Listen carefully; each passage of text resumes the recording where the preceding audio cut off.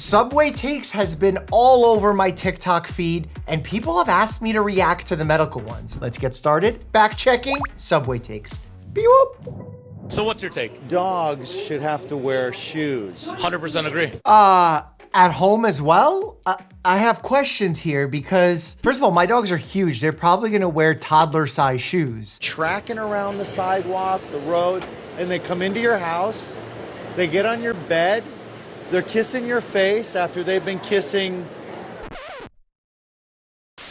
Look, I think bringing a dog into your environment is gonna make your environment less sterile. No matter if you put shoes on it or otherwise, because their nose is still gonna go into butts and they're gonna play with other dogs. Eliminating all bacteria in life is not helpful. So as long as you're washing your hands, the dog's not like making out with you 24/7, I can't imagine that being the worst thing in the world. Obviously, someone's gonna quote me some article of someone's dog licking their wound and their wound becoming necrotic and them having to amputate a limb, but I stand behind my dogs licking me. Yeah, they lick butt. I don't understand why they get a pass on that. Humans lick butt too and you don't judge them?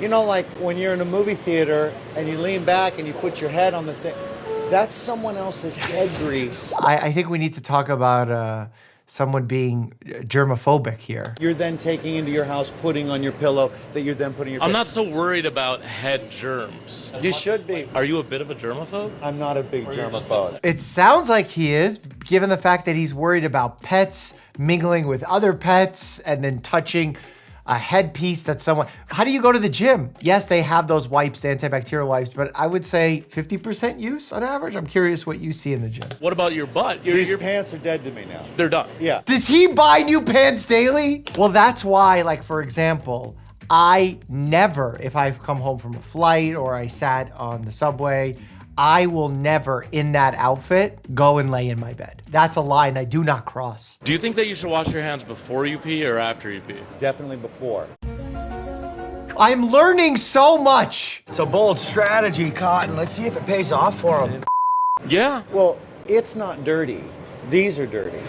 So before I touch it, I want to clean these up. Wow, so he's doing a double hand wash. You gotta be careful of developing eczema. Fingertip eczema is absolutely brutal and requires super potent topical corticosteroids in order to knock that out. So what's your take? I don't think men should be gynecologists. 100% agree. Whoa, whoa, whoa, whoa. They could study anything in the human body, and they're choosing the one part that they don't have. But you don't need to have that part in order to become an expert at it. Bill Belichick can't run a 40, and he's one of the greatest coaches of all time. And they think they're doing a favor to women, but women don't want to see male gynecologists. That's not true. I have several examples in my life from my patients, from my loved ones that prefer a male gynecologist. They say that because some of those male gynecologists are worried about causing discomfort, they tend to be more careful. I've heard it obviously completely the other way. And I think much in the same way that people make these arguments about MDs and DOs, it's not about your degree, it's not about your gender,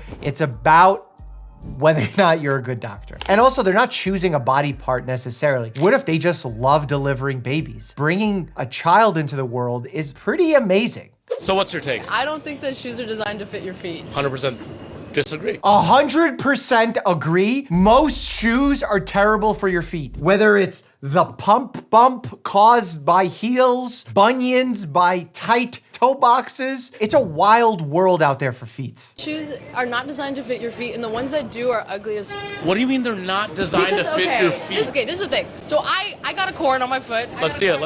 Yeah, let me whip the dogs out real quick. Let me whip the dogs out. A corn is just a callus, but it's a very pinpoint callus, so much so that it becomes painful every time you step on it. Because imagine your callus, instead of being spread out, calloused rough tissue, it's a tiny little piece of rough tissue that's gotten deeper and deeper, and as a result, every time you step on it, it's almost like you're stepping on a little rock. That's why corn pads are little circles, like little donuts that you could put on, which help distribute the pressure around the corn so that you're not stepping directly on it and it doesn't feel like a rock. But I will say, being a family medicine doctor, one of the more fun procedures that we do is actually cutting that corn out, where you actually cut the callus out. It looks like you're digging deep into the foot, but it's so reassuring to patients once they step on their foot afterwards, because they're like, wow, you cut it out, I feel amazing. Instant relief. My doctor, he was like, okay, you gotta get bigger shoes, right? Now I'm spiraling because I didn't know that I was Bigfoot. But it's not about a bigger shoe. Sometimes it is if you're wearing an undersized shoe, but when it comes to a comfortable shoe, it should have a wide enough toe box so your feet can spread.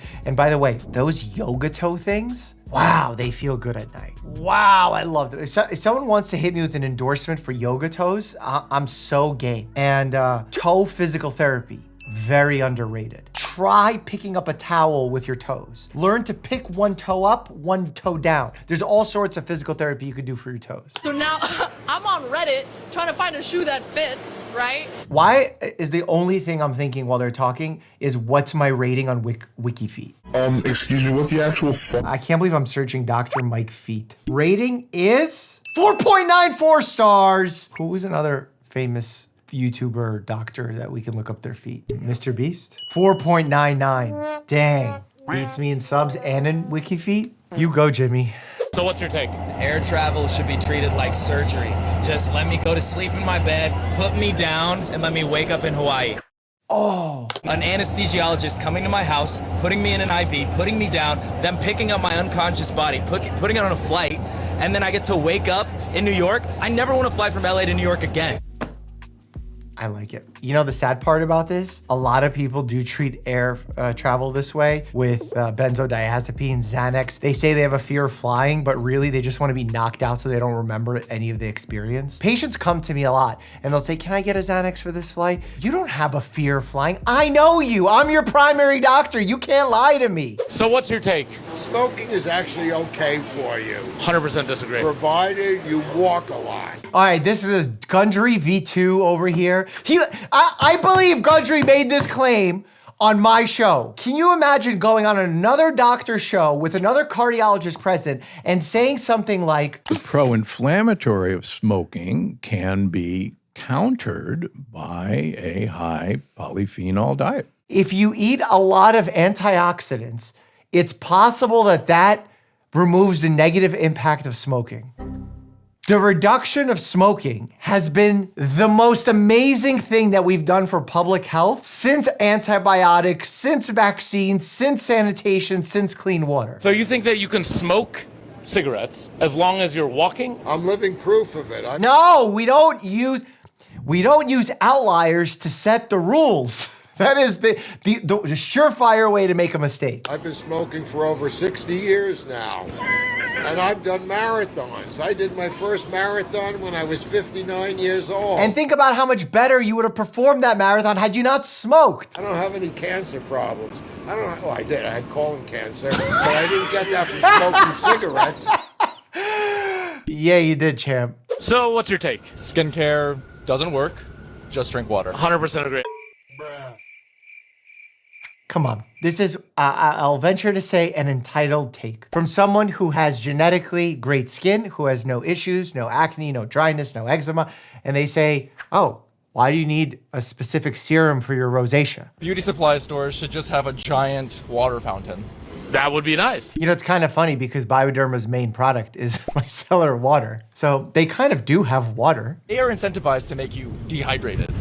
And the products don't work. Because if the products worked, there would be no more skincare industry. Well, no, they work, but they're temporary in most cases. You have to keep using them. They're not curative. They're treatments. I have a life hack to stay hydrated. Okay, what is that? Every morning, I drink liquid IV before I brush my teeth. And every night, I drink liquid IV before I brush my teeth. You got to be careful with that because these liquid IV things and other electrolyte replacements can sometimes have a tremendous amount of sodium in it. So much so that if you're consuming a lot of sodium throughout the day, like if you're having Chipotle, sorry, calling you out there, Chipotle, you could be overdoing it, leading to the development of high blood pressure, hypertension, which raises your risk of having a stroke, heart attack. I'm not a fan of these electrolyte potions unless you're sweating a lot, you're exercising in heat, you just don't need it. If you know the words retinol, hyaluronic acid, Gwyneth Paltrow, Korea, if this means anything to you, you're dehydrated. What is the hydration connection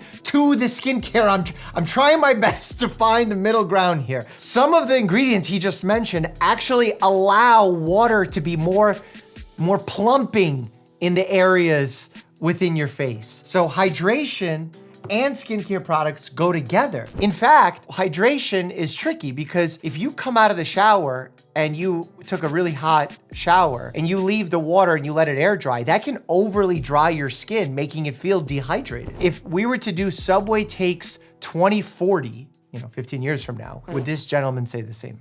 What's your take? We're drinking too much water. Why is everyone obsessed with water? 100% disagree. I think we are not drinking enough water. No. How do you make these claims in either direction? If you look broad scope of history, society's never been this hydrated.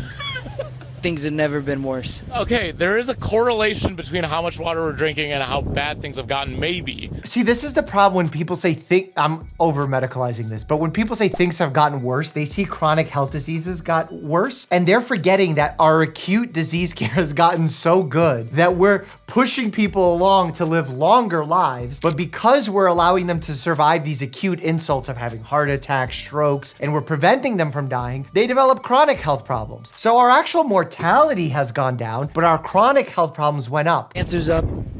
Mental illness is up. Drink water, that's the solution. No one's saying it's the solution. Also, I will say, I'll do a hot take right now. People are afraid to be thirsty. And I've even said this myself, that when you're already starting to feel thirsty, that's the early signs that you're going towards dehydration. It's a little bit overstated. So what's your take? The first place you wash in the shower says everything about you. Ooh, I'm a hair washer. Okay, so there are 3 types of washers. You're either a top, a bottom, or like a wild card. I'm a top. No, you're not a top. Oh. I'm a top because I start face first, which means that I'm logical, you know what I mean? I kind of follow the natural forces of gravity. I wash the face after the shower. So after all the dirt and gunk. I clean my body. You clean your body. Starting with the chest, and then the arms, and then I skip legs most days. You don't wash your legs. No. That's like skipping gym legs. You can't be an AirPod. Gotta wash the legs, gotta wash the feet, the groin, the armpits. Those are the must washes. I'm sorry, I think face you kind of have to start with. In the shower? People who start from the bottom, they're fear-based. I actually don't know if people start from the bottom. I will say medically, it doesn't matter where you start. As long as you get it done within 5 minutes. You don't take it too hot of a shower. And don't pee in the shower. I said it. There's no real medical reason for it, but I just said don't do it. So what's your take? Therapy enables bad behavior. Therapy enables bad behavior, 100% agree. What?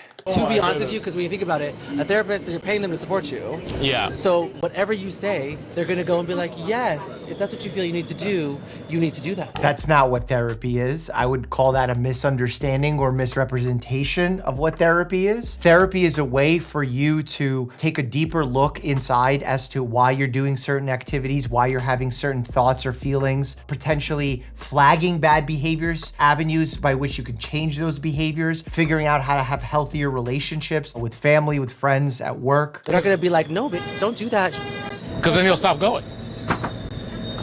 Dude, they got bills to pay. A good therapist, much like a good doctor, should try and get you to be in a position where you're self-sufficiently stable and not just encouraging you to come in all the time when there is no issue to discuss. Perhaps there could be check-in periods or if something flares up, but the goal is really to get you to be standing on your own 2 feet.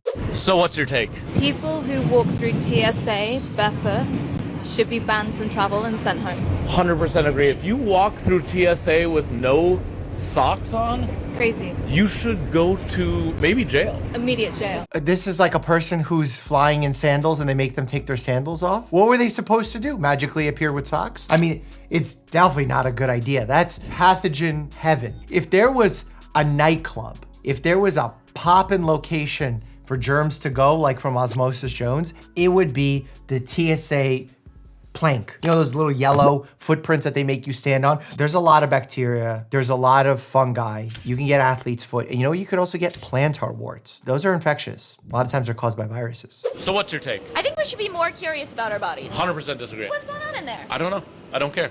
Let it operate. I don't think that's right. Why would you want to know what's happening on the inside? I think you should be more curious, and I think you should be empowered to learn more about your body so that when a doctor makes a recommendation, you could participate in agreeing or disagreeing based on what you know about your body. Here's what I'll say. I do think that one physical a year, Right. a lot can happen in 12 months. A lot can happen. Who set that rule? I don't know. A physical doesn't have to be once a year, especially if you have pre-existing conditions. Like for example, if you have diabetes, I'm seeing you more often than once a year.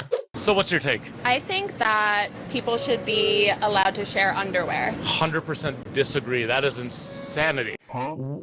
In what condition, situation would that ever need to be the case? If it's been washed, I don't really understand why it's a problem. Sure, that's not sharing underwear though. That's just like letting someone borrow a pair. Yeah. I thought you meant like I take it off and I give it to you and you wear it. Oh, no. Okay. No. Okay. So you agree that it's okay if it's been washed? I mean, why not? You know what I find weird? If someone finds on their street a mattress and they take it into their home, people might be grossed out. They're like, you don't know who laid on it. What do you think a hotel room is? That's guaranteed. Thousands of people have done all sorts of activities in that environment. And guess what? You get into it after a long day of travel and you cuddle and you're like, oh, it's so nice. Why? Because it's been cleaned. And when it's been cleaned, the germs have been disinfected, the heat killed everything, and all of the magic chemicals made it clean. A lot of people think it's really weird. Yeah, white people. Yeah, like my sister, for example, when we lived together, it was like a really big problem. She was like, it's so disgusting that you like to wear